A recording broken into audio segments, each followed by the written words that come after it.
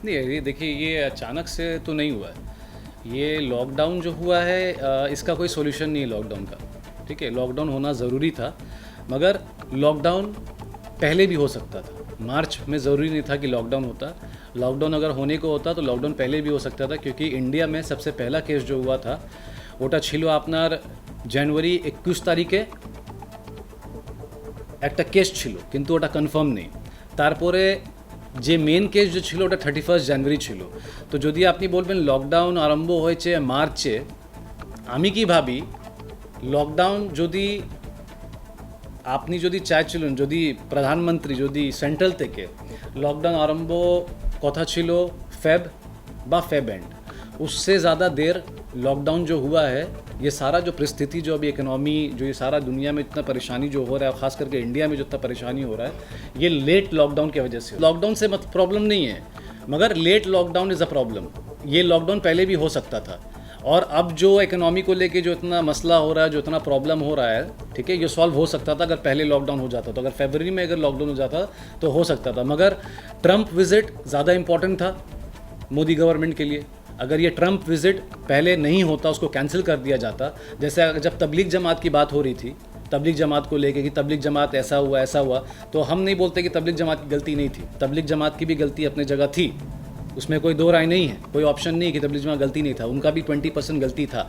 But जिस तरीके से तबलीग जमात को हाइप किया गया, एक पूरा कम्युनिटी को ब्लेम किया गया, तो इसी तरीके से मोदी जो ट्रंप विज़िट था, वो ट्रंप विज़िट को भी कैंसिल कर सकते थे। आज आप देखिए ट्रंप विज़िट के वजह से गुजरात में बहुत ज़्यादा केस हुआ है, मगर वो हाईलाइट नहीं हो रहा है, उसको छुपाया जा रहा है।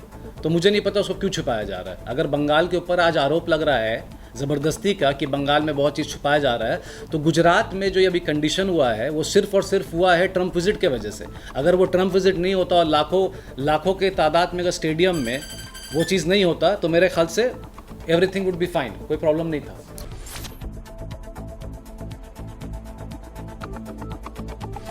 नहीं, देखिए, राज्य सरकार सेंट्रल गवर्नमेंट के साथ अगर नहीं चलेगा, बंगाल कोई नेपाल तो नहीं है, हिंदुस्तान के बाहर तो नहीं है। बंगाल हिंदुस्तान का एक महत्वपूर्ण स्टेट है, एक बहुत इम्पॉर्टेंट स्टेट है। सारा राज्य इम्पॉर्टेंट है, बंगाल भी इम्पॉर्टेंट है।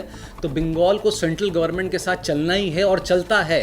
आपको कैसे नहीं लगता कि बंगाल सेंट्रल गवर्नमेंट के साथ नहीं चलता? अगर मोदी के अगर मेरा अपना ओपिनियन अगर मोदी जी के अगेंस्ट है, उससे मतलब नहीं है। End of the day Modi ji मेरे प्रधानमंत्री हैं, वो वैसे ही ममता बनर्जी के भी प्रधानमंत्री हैं। गवर्नमेंट चाहे जो भी हो, बंगाल में, महाराष्ट्र में, कहीं पर भी, नागालैंड में भी गवर्नमेंट कोई अलग क्यों ना हो, मगर प्रधानमंत्री हमारे मोदी हैं। अगर वो कुछ भी बोलेंगे तो सुनना पड़ेगा, और बंगाल गवर्नमेंट सुनते हुए आया है, उसमें कोई नई बात थोड़ी ना है। इसको अगर आप प्रोपेगेंडा बना देंगे, इसको अगर आप एक हवा बना देंगे, इसमें आप कन्फ्यूजन ला देंगे कि बंगाल गवर्नमेंट साथ नहीं चल रहा है, ये बिल्कुल गलत बात है।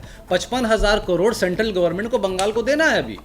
सबसे पहले उसकी बात करिए, आप वो नहीं बात कर रहे हैं। बहुत सारा टैक्सेस बाकी है, बहुत सारा पेमेंट ड्यू है जिसको बंगाल को मिलना चाहिए, आप इसमें बात करिए।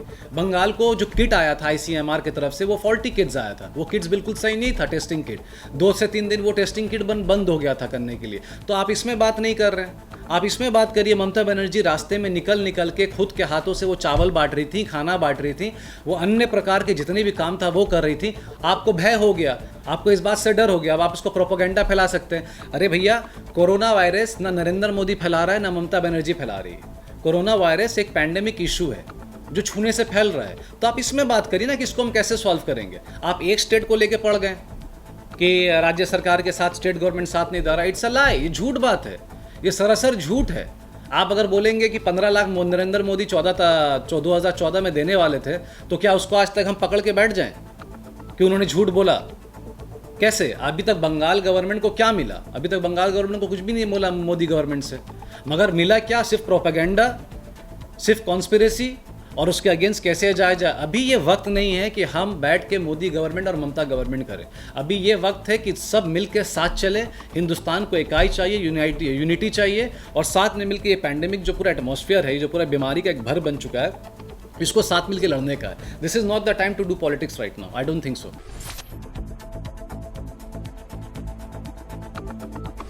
देखिए ये जो राज्यपाल आए हैं रिस्पेक्टफुल हैं, we have to respect the governor, उनकी बात सुननी पड़ती है, मगर आपको समझना पड़ेगा राज्यपाल का गवर्नमेंट पॉलिटिक्स से नहीं है। एक गवर्नर का इतने पॉलिटिक्स में इन्वॉल्व होना ये सही नहीं है। एक प्रेसिडेंट भी इतना इन्वॉल्व नहीं होता है पॉलिटिक्स में। President is suppose to take care India का, they are suppose to take care for India.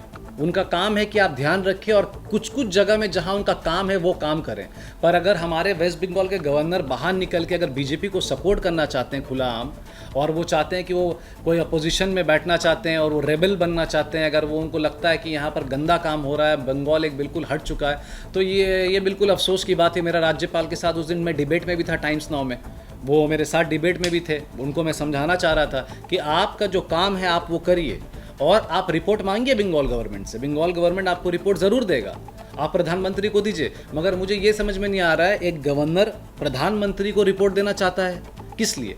अगर बंगाल में पॉलिटिक्स हो रही है किसी तरीके से भी, अगर सियासत चल रहा है कोरोना वायरस को लेके, तो ये पॉलिटिक्स है, ये ठीक हो जाएगा। मगर मुझे ये बोलना है कि प्रधानमंत्री जो है नरेंद्र मोदी, क्या वो चाहते हैं किसी आदमी को मारना? क्या वो चाहते हैं 10 आदमी का जान जाए कोरोना वायरस की वजह से? वो नहीं चाहते। कौन चाहता? अमित शाह चाहते हैं कि कुछ आदमी मर जाएं इस पॉलिटिक्स में? नहीं। तो आप लोगों को ऐसा क्यों लगता है कि ममता बनर्जी चाहती हैं कि कुछ लोग मर जाएं इसमें? ये तो बिल्कुल फेयर नहीं है ना।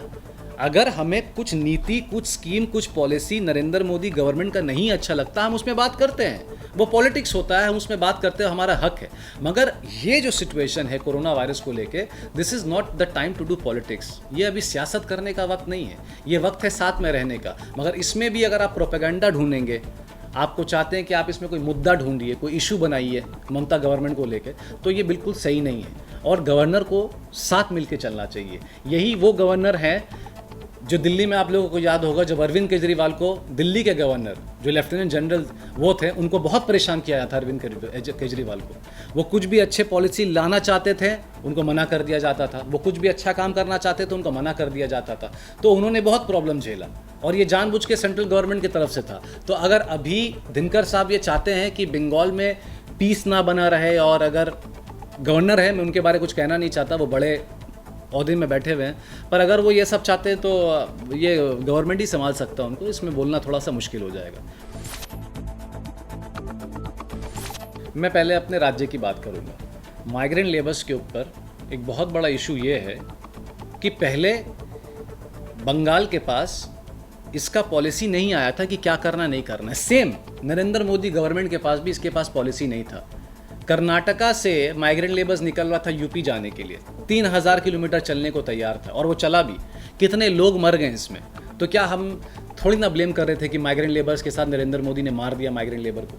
हमने तो ब्लेम नहीं किया इसको। हमने ये बोला था, हमेशा यही बोला था कि सर माइग्रेंट लेबर्स के लिए आप कुछ पॉलिसी निकालिए, कोई स्कीम निकालिए, ताकि वो अपने घर पहुंच सके। और वो पॉलिसी आया। बंगाल गवर्नमेंट के ऊपर अब आप लोग ये बात उठा रहे हैं, ये सवाल उठा रहे हैं कि माइग्रेंट लेबर, मैं खुद अकेला 3 दिन के अंदर जो वेस्ट बंगाल विश्व बंगला का जो ऐप है फॉर इंटर स्टेट रेसिडेंट, मैं आपको दिखा दूंगा, अगर आपको ये टीवी में डालना आप डाल दीजिएगा। इतने लोग उसमें से पास निकाले हैं, सिर्फ ट्रेन वाले नहीं, जो प्राइवेट कार भी अपने बिहार से, झारखंड से, बैंगलोर से, पंजाब से, जो अपने स्टेट में आना चाहते हैं, और जो लोग बंगाल में फंस चुके हैं अपने स्टेट जाने के लिए, वो ऐप बिल्कुल काम कर रहा है। हाँ, हो सकता है सर्वर डाउन हो सकता है बहुत ज़्यादा प्रेशर की वजह से सर्वर काम नहीं कर रहा हो, नेट बंद हो सकता है। मगर बंगाल गवर्नमेंट, अभी देखिए कल की बात है, मैं एक आला अधिकारी, IAS ऑफिसर, उनका नाम नहीं ले सकता, उनके पोस्ट में आया है कि कल पंजाब से ट्रेन निकल रही है बंगाल के लिए, जो बैंडल और दुर्गापुर में रुकेगा, जहाँ पर बांकुरा के लोग हैं, मुर्शिदाबाद के लोग हैं, और पश्चिम बर्दवान के लोग हैं, उधर के लोग हैं, जो बिल्कुल 12 तारीख तक आ जाएंगे बंगाल। तो ये सब न्यूज़ क्यों नहीं दिखाया जा रहा? मुझे इस बात का आपत्ति है। अगर जो चीज़ पहले नहीं था, हमने ब्लेम नहीं किया। अब जो चीज़ चल रहा है ममता गवर्नमेंट की तरफ से, लोग अगर प्राइवेटली आना चाहते हैं, उसका पास है, सबको मिल रहा है। आप मुझे अगर आप बताइएगा अपने चैनल में, तो मैं उनका नाम दे सकता हूँ किस किस को मैंने पास दिलाया है। सबको पास मिला, पर वो पास किसने निकाला? मैंने थोड़ी ना निकाला। अरे भैया, वेस्ट बंगाल गवर्नमेंट ने निकाला, उनको श्रेय जाना चाहिए। और एक बात, श्रेय मतलब कोई बड़ा बात नहीं है। अगर आज ममता गवर्नमेंट अपने पैर में खड़ी होकर काम कर रही है, तो ये उनका ड्यूटी है। ये उनका ड्यूटी है, क्योंकि बंगाल के लोगों ने उनको सराहा है, बंगाल के लोगों ने उनको वोट दिया है और भारी बहुमत से जिताया है। वो एहसान नहीं कर रही हैं।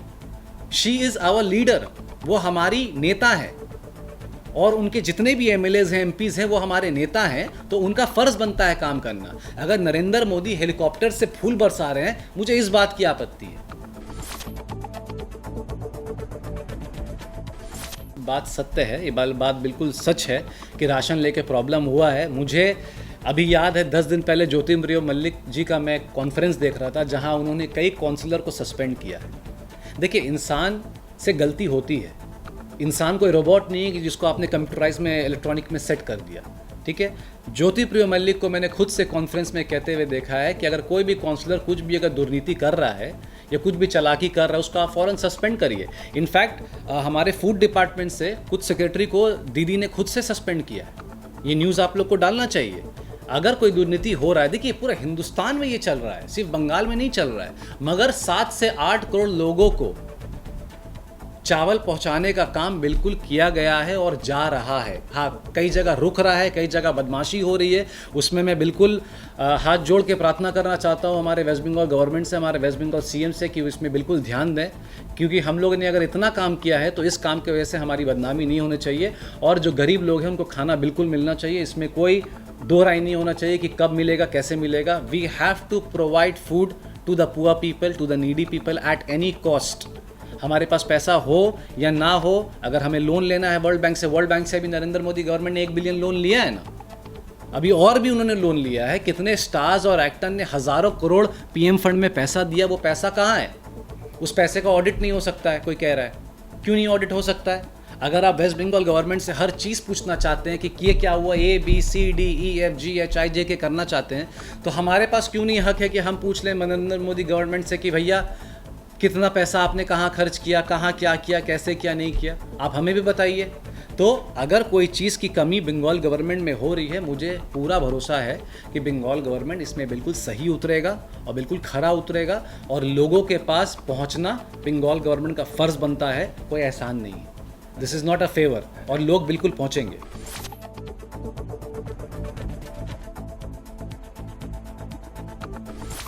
नहीं, देखिए इसमें आज का देखिए केस है, आज 24 घंटा के अंदर 153 केस हुआ है, 153 केस विद इन 24 आवर्स, जहाँ पर 11 से 12 लोग मर चुके हैं।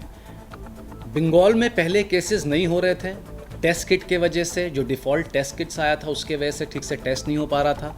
और जब टेस्ट किट आ गया, आज खुद मेरे ख्याल से 18,000 के ऊपर टेस्ट हुआ है, बंगाल में टेस्ट हो रहा है। तो और अगर बंगाल में कुछ चीज़ अगर संभला हुआ है तो मेरे ख्याल से फैसिलिटी सही है।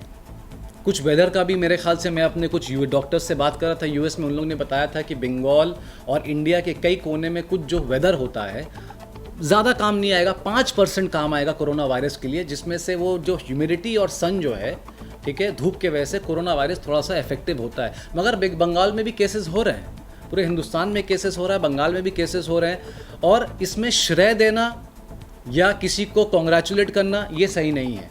अगर महाराष्ट्र में 3,000 के ऊपर से केस हो चुका है, बहुत केस हो चुका है, तो हमें महाराष्ट्र का मजाक नहीं उड़ाना, बिकॉज उद्धव ठाकरे जी ये नहीं चाहते कि उनके लोग मरे, अरविंद केजरीवाल नहीं चाहते हैं कि उनके लोग मरे बाकी महाराष्ट्र के लोग मर जाएं, या ममता बनर्जी नहीं चाहती कि बंगाल का लोग बच जाए और केरल के लोग मर जाए। ऐसी बात नहीं है। एक हिंदुस्तान के सारे राज्य में काम चल रहा है, कहीं पर टोल ऊपर है, कहीं पे टोल नीचे है, मगर हमारा मेन मकसद क्या है कि इस लॉकडाउन में रह के जितना भी सोशल डिस्टेंसिंग हम कर सकते हैं हम करेंगे, ताकि इस जो महामारी है, पैंडेमिक इशू जो है, इसको हम जितना जल्दी सॉल्व कर सकते हैं। और सिर्फ ममता बनर्जी नहीं, हर चीफ मिनिस्टर और प्रधानमंत्री, चाहे वो होम मिनिस्ट्री हो, प्रधानमंत्री, चाहे जो भी हो, सब मिल के इसमें काम कर रहे हैं। मगर प्रार्थना यही है, हाथ जोड़ के मैं यही रिक्वेस्ट करता हूँ कि फ़िलहाल कोरोना वायरस को लेके पॉलिटिक्स मत करिए। और बीजेपी जो बंगाल में है, दिलीप बाबू से खास करके प्रार्थना है कि दिलीप बाबू, आप अपना क्षेत्र देखिए, आप एक जगह के एमपी हैं, आप वहाँ के लोगों से बात करिए और अभी मिलकर गवर्नमेंट के साथ काम करिए। सियासत, पॉलिटिक्स हम लोग जून, जुलाई, सितंबर से भी शुरू कर सकते हैं। जब वार्ड इलेक्शन आएगा तब आप सियासत करिए, आपको कोई नहीं रोक सकता। This is politics, no one is stopping you. But फिलहाल अभी बाबुल सुप्रियो, दिलीप घोष जी जो इतना जो ये प्रोपेगेंडा और जो झूठ फेक न्यूज़ फैला रहे हैं, इसको बंद करिए। और किसी को श्रेय देना, किसी को शाबाशी देना, किसी को क्रेडिट देना, this is not a game. Corona virus कोई गेम नहीं चल रहा है कि यहाँ पर इतना विकेट डाउन हो गया, वहाँ पर विकेट डाउन नहीं हुआ। अरे भाई, लोग मर रहे हैं। अगर हिंदुस्तान में एक लोग भी गलती से या बीमारी से मरता है तो ये दुख की बात है, ये चिंताजनक वाली बात है।